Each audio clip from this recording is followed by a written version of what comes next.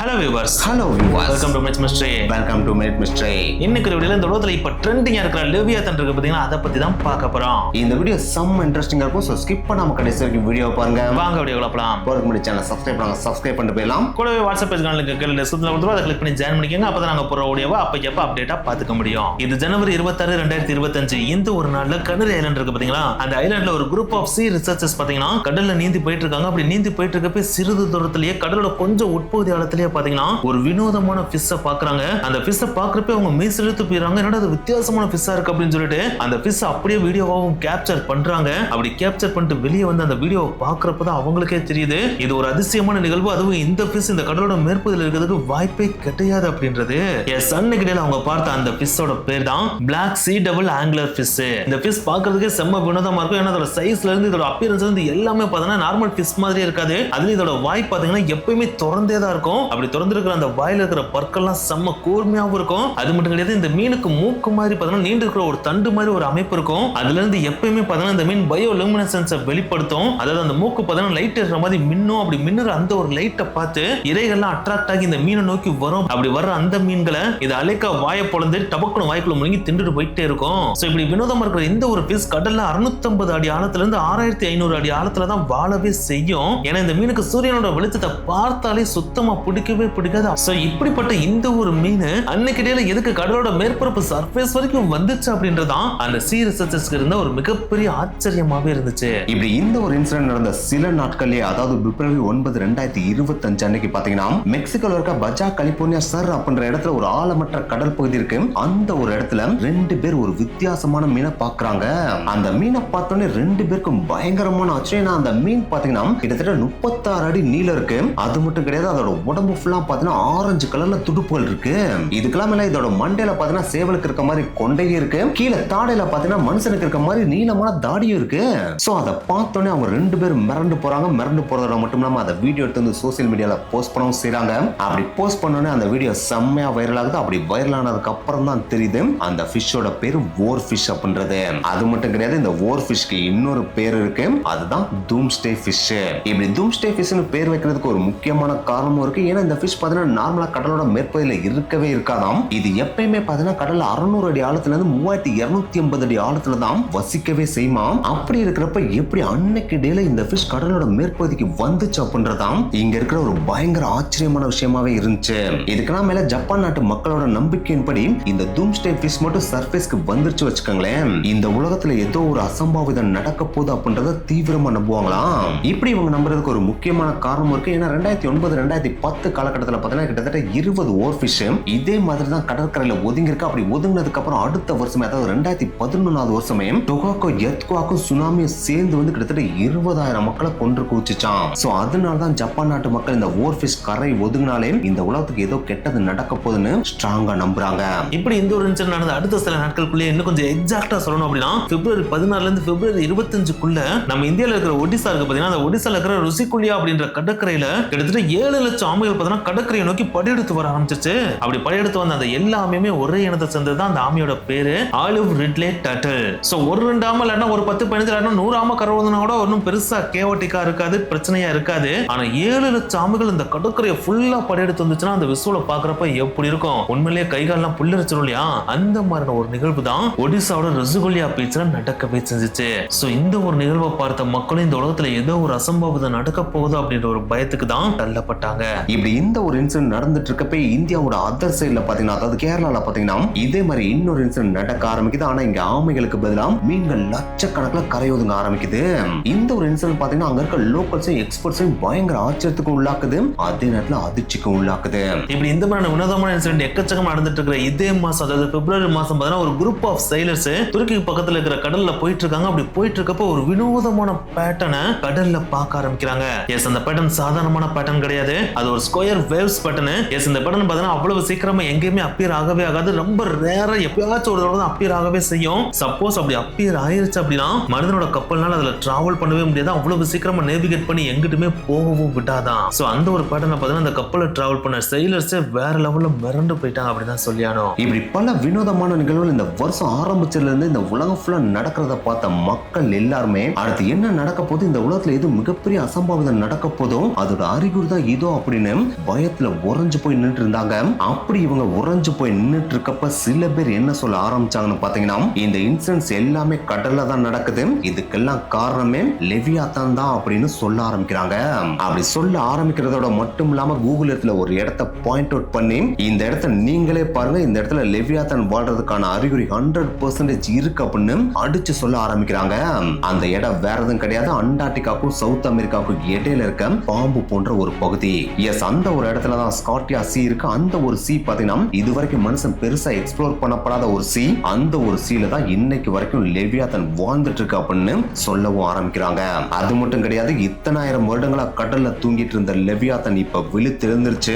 அப்படி விழித்தெழுந்தது நம்ம உலகத்தோட அழிவிற்கான ஆரம்பம், அதோட தொடக்கத்தை தான் இப்ப நீங்க பாத்துட்டு இருக்கீங்க. இந்த இன்சிடென்ட்டுக்கெல்லாம் காரணம் லெவியாத்தான் தான் அப்படின்னு பயமுறுத்த ஆரம்பிக்கிறாங்க.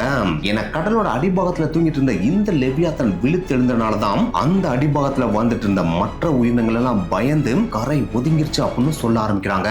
சோ இப்படி லெவியாத்தான் முடிச்சதான் இந்த நிகழ்வுகள் எல்லாத்துக்கும் காரணம். இது தொடக்க பாயிண்ட் தான். இதுக்கு அடுத்து எக்கச்சக்கமான அசம்பாவிதங்களை நீங்க பார்க்க போறீங்கன்னு சொல்லிட்டு இப்படி எக்கச்சக்கமான பேரு பயமுறுத்தினதை பார்த்த உடனே இந்த உலகத்துல இருக்கிற நிறைய பேர் பாத்தீங்கன்னா, என்னடா பையன் லெவியாத்தான் சொல்லிட்டு ஓவரா ஹைப் ஏத்துறாங்க, ஓவரா பயமுறுத்துறாங்க, இந்த லெவியாத்தான் என்னதான்டா அப்படின்னு சொல்லிட்டு சர்ச் பண்ண ஆரம்பிக்கிறாங்க. அப்படி சர்ச் பண்றப்பதான் சில விஷயங்களையும் தெரிஞ்சுக்கிறாங்க. அதுதான் இந்த லெவியாத்தான் அப்படின்றது வேற எதுவும் கிடையாது, இது ஒரு லெஜெண்டரி சீ மான்ஸ்டர். இந்த ஒரு லெவியாத்தான் இந்த உலகத்துல இருக்கிற மெஜாரிட்டி ஆஃப் ரிலிஜியன்ஸ் இருக்கு பாத்தீங்கன்னா, அந்த எல்லா ரிலிஜியன்ஸ் புக்லயுமே பாத்தீங்கன்னா மென்ஷன் பண்ணப்பட்டிருக்கு. ஒரு இப்படி சொல்லணும் அப்படின்னா, கிறிஸ்டியானிட்டிலயும் இதை மென்ஷன் பண்ணிருக்காங்க, ஜூடிசம் இருக்கு பாத்தீங்கன்னா அதுலயும் இதை மென்ஷன் பண்ணிருக்காங்க. இந்த லெவியாத்தான் பார்க்கிறதுக்கு எப்படி இருக்குன்னா, எக்கச்சக்கமான தலைகள் கொண்ட ஒரு பாம்பு மீன் ஷேப்ல இருந்துச்சுன்னா எப்படி இருக்குமோ அதே மாதிரியான ஷேப்ல தான் இந்த லெவியாத்தான் இருக்குமா. அண்ட் இந்த லெவியாத்தனோட லென்த், அதாவது நீளம் பாத்தீங்கன்னா எண்ட்லெஸ் அப்படின்னு சொல்லிட்டு சில பேர் சொல்றாங்க. அதாவது முடிவில்லாத உடம்ப கொண்டதுதான் இந்த லெவியாத்தானா. ஆனா எனக்கு தான் இந்த மாதிரி சில பேர் சொன்னாலும் வேறு சில பேர் என்ன சொல்றாங்கன்னா, இதோட லென்த் கிட்டத்தட்ட 500 கிலோமீட்டர்ஸ் வரைக்கும் இருக்கலாம் அப்படின்னு சொல்லிட்டு சொல்றாங்க. இப்படி எண்ட்லெஸ்ஸா இருக்கிற இதோட பாடியில பாத்தீங்கன்னா எக்கச்சக்கமான ஸ்ட்ராங்கான செதில்கள் இருக்குமா. அதாவது ஒவ்வொரு செதிலுமே ஒரு கப்பல் இருந்தா எவ்வளவு வெயிட்டா இருக்குமோ அந்த வெயிட்டுக்கு ஈக்குவலான ஸ்ட்ராங்ல இருக்குமா. இதுக்கெல்லாம் இந்த லெவியாத்தனுக்கு இன்னொரு சிறப்பம்சம் இருக்கு. அதாவது டிராகன் இருக்கும். அந்த டிராகன் என்ன பண்ணும், வயிற்றுக்குள்ள இருந்து தீப்பழம்பு கிரியேட் பண்ணி அதை வாய் வழியா வெளியே கக்கும் பாத்தீங்களா. அதே மாதிரியான ஒரு சிறப்பம்சம் இந்த லெவியாத்தனுக்கு இருக்கும். சோ அதனாலேயே இதாலையும் பாத்தீங்கன்னா வயிற்றுக்குள்ள இருந்து ஒரு தீக்குழம்பு கிரியேட் பண்ணி வாய் வழியா வெளியே கக்க முடியுமா. சோ அப்படிப்பட்ட இவ்வளவு சிறப்பம்சங்கள் கொண்ட இந்த ஒரு லெவியாத்தன் இந்த உலகத்துல எப்படி உருவாச்சு அப்படின்னு சொல்லிட்டு இது இருக்குதுன்னு சொல்லிட்டு நம்புறாங்க பாத்தீங்களா. அவங்க எந்த மாதிரி சொல்றாங்கன்னா, கடவுள் இந்த உலகத்தை படைக்கிறப்ப நல்ல விஷயங்களை மட்டும் படைக்கல, அது கூடவே சேர்த்து சில தீய விஷயங்களையும் படைச்சாராம். அப்படி படைச்ச தீய விஷயங்களை ஒரு குறிப்பிட்ட கிரியேச்சர் தான் இந்த லெவியாத்தானா. அப்படிப்பட்ட இந்த லெவியாத்தானை ஃபர்ஸ்ட் இவர் இந்த உலகத்துல படைக்கிறப்ப 2 லெவியாத்தானை படைச்சாராம். அதுல ஒன்னு ஆணு இன்னொன்னு பெண் அப்படின்னு சொல்லிட்டு சொல்றாங்க. ஆனா அப்படி படைச்சதுக்கு அப்புறம் தான் கடவுளே ஃபீல் பண்ணாராம், நம்ம இதை படைச்சதே தப்பு அப்படின்னு. எனக்கு ரெண்டுமே பார்த்தா எக்ஸ்ட்ரீம் ஈவிலா இருந்திருக்கு. சோ இந்த ஒரு ஈவில நம்ம இப்படி இந்த உலகத்துல விட்டுட்டு போயிட்டோம் அப்படின்னா அது இந்த உலகத்துல இருக்கிற நல்ல விஷயங்கள் எல்லாத்தையும் அழிச்சிரும். அழிக்கிறதோட மட்டும் இல்லாம நம்ம ஆண் பெண் சொல்லிட்டு ரெண்டையுமே விட்டுட்டு போனோம் அப்படின்னா அது 2 இனப்பெருக்கம் செஞ்சு எக்கச்சக்கமான குட்டிகளை போட்டுருச்சு அப்படின்னா அது இந்த உலகத்தையே ஈவிலா மாத்திரும். அப்புறம் இந்த உலகத்துல நல்லது அப்படின்ற ஒண்ணு இல்லாமையே போயிடும். சோ இதை நம்ம இப்படியே விட்டுட்டு போயிடக்கூடாது. நம்ம படிச்ச இந்த லெவியாத்தன்ல பெண் இனத்தை மட்டும் நம்ம அழித்திரலாம் அப்படின்னு சொல்லிட்டு அவர் படிச்ச அந்த ஒரே ஒரு பெண் லெவியாத்தனை அப்படியே அழிச்சிட்டாராம். அப்படி அழித்ததுக்கு அப்புறம் அந்த ஆண் லெவியாத்தன் எக்ஸ்ட்ரீம் கோவப்பட்டு எக்கச்சக்கமான தீய விஷயங்களை பண்ண ஆரம்பிச்சிருக்கு. அதை பார்த்த கடவுள் இதையும் நம்ம இப்படியே விட்டுட்டு போனோம் அப்படின்னா எதுவும் நல்ல விஷயங்களை அழித்திரும் அப்படின்னு சொல்லிட்டு அந்த ஆண் லெவியாத்தனை அடக்கி கடலோட அடிப்பகுதி ஆழத்துல கொண்டு போய் தூங்க வச்சிட்டாராம். அப்படி தூங்க வச்ச அந்த ஒரு லெவியாத்தன் எப்பயுமே தூங்கிக்கிட்டே தான் இருக்குமா. அது எப்ப எந்திரிக்கும் அப்படின்னா இந்த உலகத்துல எப்ப நீதி செத்து போய் அநீதி தலைவிரிச்சு ஆட ஆரம்பிக்குதோ, அதாவது இன்னும் கொஞ்சம் எக்ஸாக்டா சொல்லணும் அப்படின்னா இந்த உலகத்துல பணம் மட்டும் தாங்க முக்கியம், பணத்தை தவிர வேற எதுவுமே முக்கியம் இல்ல, பாசமாவது கீசமாவது யாருக்கும் நான் அன்பவே காட்ட மாட்டேன், பக்கத்து வீட்டுல இருக்கவர் ஏழையா இருந்தானா பிச்சைக்காரா இருந்தானா நான் அவரை கண்டுக்க கூட மாட்டேன், அவர் பசிக்குதுன்னு கேட்டா ஒரு ரூபாய் சோறு கூட கொடுக்க மாட்டேன், எனக்கு ஏன் வாழ்க்கை தான் முக்கியம், என் லைஃபை மட்டும் என்ஜாய் பண்ணிக்கிறேன், எனக்கு காசு தான் முக்கியம், இந்த உலகத்துக்கு நான் வந்ததே செல்ஃபிஷா இருக்கணும்னு சொல்லிட்டு எக்கச்சக்கமான பேர் செல்ஃபிஷா வாழ ஆரம்பிப்பாங்க பாத்தீங்களா. அதாவது அன்பு பாசத்தான் தக தெரிஞ்சுட்டு பணம் மட்டும் முக்கியம் சொல்லிட்டு கலியுகமா இந்த உலகம் எப்ப மாறுதோ, அதாவது அநீதி தலைவிரிச்சு ஆடுதோ அந்த டைம்ல தான் லெவியாத்தன் ஆழ்ந்த உறக்கத்திலிருந்து கண் விழித்து இந்த உலகத்துக்கு மறுபடியும் வெளியே வருமா. அப்படி லெவியாத்தன் ஒன்ஸ் இந்த கடலோட அடிப்பாகத்துல இருந்து கண் விழிச்சிருச்சு அப்படின்னாலே அதை இண்டிகேட் பண்ற விதமா கடலோட அடிப்பாகத்துல வாழ்ந்துட்டு இருந்த எக்கச்சக்கமான உயிரினங்கள் இதுக்கு மேல நம்ம அடிப்பாகத்துல வாழ்ந்துட்டு இருந்தோம் அப்படின்னா நம்ம இறந்து போயிருவோம் அப்படின்னு சொல்லிட்டு பயந்து கடலோட மேற்பகுதியை நோக்கி வரும். அது மேற்பகுதி மட்டும் கிடையாது, கடல்லே நம்மளால இனிமேல் வாழ முடியாதுன்னு சொல்லிட்டு எக்கச்சக்கமான உயிரினங்கள் கடற்கரையை நோக்கி படையெடுக்கவும் ஆரம்பிக்குமா. அந்த நிகழ்வுகளை தான் நீங்க பாத்தீங்க அப்படின்னு சொல்லிட்டு இந்த லெவியாத்தனை ஸ்ட்ராங்கா பிலீவ் பண்றவங்க சொல்றாங்க. அப்படி விழித்த அந்த லெவியாத்தன் ஒன்ஸ் விழித்திருச்சு அப்படின்னா இவ்வளவு பல்லாயிரம் வருடங்களா தூங்கிட்டு இருக்கு இல்லையா. சோ அதனாலே களைப்புல பார்த்தீங்கன்னா லைட் அப்படி இப்படின்னு சொல்லிட்டு உடம்ப சேக் பண்ணுமா. அப்படி சேக் பண்றப்ப ஆட்டோமேட்டிக்கா பூமிக்கு கீழே இருக்கிற தட்டுகள்லாம் டக்கு டக்கு டக்கு டக்கு நகருமா. அப்படி நகர்றதுனாலே எக்கச்சக்கமான இடங்கள்ல எக்ஸ்ட்ரீமான நிலநடுக்கங்களையும் ஃபீல் பண்ண முடியுமா. அந்த நில நிலநடுக்கத்தினால எக்கச்சக்கமான இடங்கள்ல சுனாமியும் வருமா. இது இந்த இயரோட ஸ்டார்டிங்ல எக்கச்சக்கமான இடத்துல பார்த்திருக்கோம் அப்படின்னு சொல்லிட்டு இந்த லெவியாத்தனை ஸ்ட்ராங்கா பிலீவ் பண்றவங்க சொல்றாங்க. அது மட்டும் கிடையாது, இந்த உலகத்துல எக்கச்சக்கமான இடங்கள்ல எரிமலையும் வெடிக்கும், அதையும் நம்ம பார்த்துட்டு தான் இருக்கோம் அப்படின்னு சொல்லிட்டு அதை நம்புறவங்க ஸ்ட்ராங்கா சொல்றாங்க. ஒன்ஸ் இந்த மாதிரி லெவியாத்தன் எக்கச்சக்கமான இந்த மாதிரி அறிகுறிகள்லாம் கொடுத்ததுக்கு அப்புறம் கடலோட அடிபாகத்துல இருந்து ஸ்வங்கின்னு மேல வருமா. அப்படி வர்ற அந்த லெவியாத்தன் மேல தலையை தூக்கிட்டு கடலுக்கு மேல எந்திரிக்குமா. அப்படி எந்திரிக்கிறப்ப பார்த்தீங்கன்னா அது சூரியனையும் மறைச்சிருமா. அப்படி மறைக்கிற அந்த ஒரு தருணத்துல இந்த உலகமே கம்ப்ளீட்டா இருளுக்கு போகும் அப்படின்னும் இந்த லெவியாத்தனை ஸ்ட்ராங்கா பிலீவ் பண்றவங்க சொல்றாங்க. ஒன்ஸ் இந்த மாதிரி இண்டிகேஷன்லாம் கொடுத்து லெவியாத்தன் ஒன்ஸ் கடலுக்குள்ள இருந்து வெளியே வந்துருச்சுன்னு வச்சுங்களேன், அதுக்கடுத்து இதோட வேலையான இந்த உலகத்தை அழிக்கிற வேலைகள்லயும் இறங்க ஆரம்பிச்சிடும் அப்படின்னும் இந்த லெவியாத்தனை ஸ்ட்ராங்கா பிலீவ் பண்றவங்க பயமுறுத்துறாங்க. அப்படி லெவியாத்தன் இந்த உலகத்தை அழிக்க ஆரம்பிக்கிற அந்த ஒரு தருணத்துல தான் கடவுள் மறுபடியும் இந்த உலகத்துல தோன்றுவாரு. அப்படி தோன்றின அவர் இந்த உலகத்துல கொஞ்சம் நெஞ்சு இருக்கிற நல்ல மனிதர்கள் இருப்பாங்க பாத்தீங்களா, அவங்களை காப்பாற்றும் விதமா இந்த தீய சக்தியான லெவியாத்தன் அழிக்கிறதுக்காகவே எக்ஸ்க்ளூசிவ் ஒரு மிகப்பெரிய கத்தியை செஞ்சுட்டு வருவாரா. அந்த கத்தியை வந்து சரட்டுன்னு அந்த லெவியாத்தனோட கழுத்தை வெட்டிடுவாரு. அப்படி வெட்டினே அதோட தலை தனியா தொண்டா போய் விழுந்துருமா. அப்படி விழுந்ததுக்கு அப்புறம் அந்த லெவியாத்தன் கம்ப்ளீட்டா அந்த கடல்ல அழிந்து போயிடும். அப்படி அழிந்து போனதுக்கு அப்புறம் மறுபடியும் கொஞ்சம் நெஞ்சு இருக்கிற அந்த நல்ல மனிதர்களை வச்சு இந்த பூமியை சொர்க்க பூமியா கடவுள் மாற்றிட்டு போவாராம். அப்படி போறப்ப சும்மாலாம் போக மாட்டாரு. இந்த உலகமே கலியுகமா மாறி நல்ல விஷயங்கள் எல்லாமே கெட்ட விஷயங்களா மாறிட்டு இருக்கிற அந்த ஒரு தருணத்திலையும் சில மனிதர்கள் நான் நல்லவனா தான் இருப்பேன்னு சொல்லிட்டு வாழ்ந்துட்டு இருக்காங்க பாத்தீங்களா, அவங்களுக்கு பரிசளிக்கும் விதமா இந்த லெவியாத்தனோட மாமிசத்தையே ஃபீஸ்டாவும் வழங்கிட்டு தான் இந்த உலகத்தை விட்டு அவர் கிளம்பி போவாராம். அப்படி கிளம்பி போறப்ப இந்த உலகத்தையே சொர்க்க பூமியாவும் மாத்திட்டு போவார் அப்படின்னு சொல்லிட்டு இந்த லெவியாத்தனை நம்புறவங்க ஸ்ட்ராங்கா பிலீவ் பண்ணி சொல்றாங்க. சோ இப்படி ஒரு பக்கம் லெவியாத்தன் இருக்குன்னு ஸ்ட்ராங்கா நம்புறவங்க லெவியாத்தன் விழுத்து வந்துருச்சு, இந்த உலகம் அழிய போகுதுன்னு சொன்னாலும் இன்னொரு பக்கம் சயின்டிஸ்ட் இருக்கு என்ன சொல்றாங்கன்னு பாத்தீங்கன்னா, லெவியாத்தன் அப்படின்ற ஒரு மித்திக்கல் கேரக்டர் தாங்க, இதுவரைக்கும் நடந்த எல்லா நிகழ்வுகளுக்கும் காரணம் நேச்சுரல் பினாமினன் தானே தவிர லெவியாத்தன் விழித்தெழுந்ததெல்லாம் காரணம் கிடையாது. எக்ஸாம்பிளுக்கு சொன்னா கிரேட் ஆங்குலர் ஃபிஷ் கரையோதுக்கான காரணம் அதுக்கு ஏதாவது உடல்நிலை சரியில்லாம இருக்கலாம், இல்லாட்டா அலையினால அடித்து வரப்பட்டிருக்கலாம், இல்லாட்டா ஏதாவது பிடேட்டருக்கு பயந்து கரை ஒதுங்கிருக்கலாம் அப்படின்னு சொல்றாங்க. அது இந்த ஆங்குலர் ஃபிஷ்க்கு மட்டும் கிடையாது, ஓர் ஃபிஷ் கரை ஒதுங்குச்சு பாத்தீங்களா, அதாவது ஓர் ஃபிஷ் வந்து நோய்வாய்ப்பட்டு இறக்கும் தருவாயில சர்ஃபேஸ்க்கு வரும் அப்படின்னு சொல்றாங்க. சரி, இதெல்லாம் நோய்வாய்ப்பட்டு கரை ஒதுங்குச்சு ரைட்டு, ஆனா ஒடிசால அந்த 7 லட்சம் ஆமைகள் கரை ஒதுங்குச்சு பாத்தீங்களா, அதுக்கு எந்த நோய்வாயுமே படல, அது நல்ல ஆக்டிவா தானே கரைக்கு நடந்து வந்துச்சு, அதுக்கு என்ன காரணம் சொல்ல போறீங்க அப்படின்னு சயின்டிஸ்ட கேக்குறப்ப அந்த ஆமைகள்லாம் சும்மா வாக்கிங் வரதுக்காக பீச்சுக்கெல்லாம் வரல, அதோட அடுத்த ஜெனரேஷனை உருவாக்குறதுக்காக அதாவது முட்டையிறதுக்காக தான் அந்த பீச்சுக்கே வந்துச்சு அப்படின்னு சயின்டிஸ்ட் அடிச்சு சொல்றாங்க.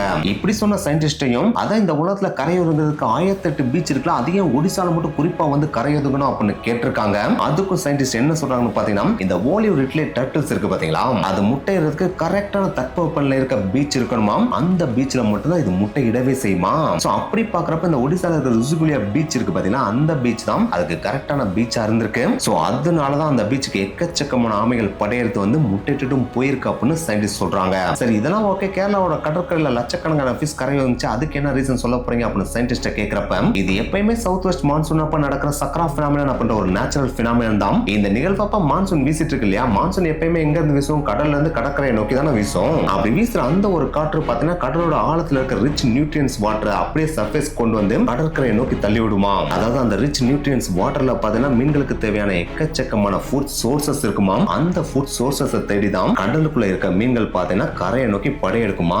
சோ இது ஒரு நேச்சுரலான சக்ரா பினாமினன் தானே தவிர இதுக்கு லெவியாத்தன் காரணம் கிடையாது அப்படின்னு சயின்டிஸ்ட் அடிச்சு சொல்றாங்க. சரி, இதுக்கு ரீசன் சொல்றீங்க, அந்த கடல்ல ஸ்கொயர் வேவ்ஸ் வந்து பாத்தீங்கன்னா அதுக்கு என்ன ரீசன் சொல்ல போறீங்க அப்படின்னு சயின்டிஸ்ட கேக்குறப்ப, கடல்ல அலைகள் வருதுன்றது சாதாரணமான விஷயம் தான், ஆனா அப்படி வர்ற அலைகள் பாத்தீங்கன்னா எல்லா இடத்துலயும் ஒரே டைரக்ஷன்ல எல்லாம் இருக்காதாம், ஒவ்வொரு இடத்துலயும் ஒவ்வொரு டைரக்ஷன்ஸ்ல இருக்குமாம். அப்படி 2 டைரக்ஷன்ல இருக்க வேவ் சிஸ்டம் ஒரு இடத்துல சந்திக்கிறப்ப 2 வேவ் சிஸ்டம் இன்டர்செக்ட் ஆகுமாம். அப்படி இன்டர்செக்ட் ஆகுறப்ப தான் ஒரு புது வேவ் சிஸ்டம் உருவாகுமா. அந்த மாதிரி உருவானதான் இந்த ஸ்கொயர் வேவ்ஸ் அப்படின்னு சயின்டிஸ்ட் அடிச்சு சொல்றாங்க. அப்படி அடிச்சு சொல்றதோட மட்டும் இல்லாம இந்த ஸ்கொயர் வேவ்ஸ் நார்மலா உருவாகாது, ரொம்ப ரேரா தான் உருவாகும். ஆனா ஒன்ஸ் உருவாயிடுச்சு அப்படின்னா அந்த இடத்துல டிராவல் பண்றதை அவாய்ட் பண்றது ரொம்பவே நல்லது. ஏன்னா அந்த இடத்துல பாத்தீங்கன்னா கடலோட நீரோட்டமே பயங்கர மோசமா இருக்கும். ஏன் அந்த இடத்துல டிராவல் பண்ற கப்பலையே உடைக்கக்கூடிய அளவுக்கு கூட அந்த நீரோட்டத்துக்கு வலிமை இருக்குமா. சோ இப்படிப்பட்ட இந்த ஒரு டேஞ்சரஸான ஸ்கொயர் வேவ்ஸ் தான் துருக்கிலையும் உருவாயிருக்கு அப்படின்னு சயின்டிஸ்ட் சொல்றாங்க. சரி, இதுக்கெல்லாம் காரணம் சொல்லிட்டீங்க, ஆனா கூகுள் இடத்துல நாங்க லெவியாத்தன் இருக்குன்னு ஒரு இடத்தை காட்டணும்ல, அந்த இடத்தை பாக்குறப்ப லெவியாத்தன் இருக்க மாதிரியே தானே இருக்கு, அதுக்கு என்ன காரணம் சொல்ல போறீங்க அப்படின்னு கேக்குறப்ப, என்னங்க இது கிறுக்குத்தனமான கேள்வியா இருக்கு, இது லெவியாத்தன் கிடையாது, ஒரு மண்ணு கிடையாது, அது ஒரு மைனர் டெக்டானிக் பிளேட்டுங்க. அதாவது அது ஒரு சின்ன நிலத்தட்டு, அது பாக்குறதுக்கு பாத்தீங்கன்னா பாம்பு வடிவத்துல இருக்கு, ஆனா அது ரியல் பாம்பும் கிடையாது, லெவியாத்தன் கிடையாது, அது ஜஸ்ட் டெக்டானிக் பிளேட் தான் அப்படின்னு சயின்டிஸ்ட் அடிச்சு சொல்றாங்க. அது மட்டும் இல்லாம இந்த நிலத்தட்டுனாலே அந்த பகுதியில பாத்தீங்கன்னா நிலநடுக்கங்கள் வரதுக்கான வாய்ப்பு அதிகமாம், சுனாமி சுனாமி வரதுக்கான வாய்ப்பும் அதிகமா, எரிமலை வெடிப்பு வரதுக்கான வாய்ப்பும் அதிகமா. சோ இப்படி நீங்க நேச்சுரலா நடக்கிற எல்லா விஷயங்களையும் நோட் பண்ணிட்டு அதுல உங்க கற்பனையை உட்புகுத்தி கட்டுக்கதைகளை அவுத்து விட்டுட்டீங்க. அதுக்கு நாங்கெல்லாம் பொறுப்பாக முடியாது, நாங்க சயின்ஸ் வைஸ் தான் பதில் சொல்ல முடியுமே தவிர கட்டுக்கதைக்கெல்லாம் பதில் சொல்ல முடியாது அப்படின்னு சொல்லிட்டாங்க. சோ இந்த லெவியாத்தனை பத்தி உங்களுடைய கருத்துக்களை கீழே மறக்காம கமெண்ட் பண்ணுங்க. நெக்ஸ்ட் வீடியோ மீட் பண்ணலாம். பை.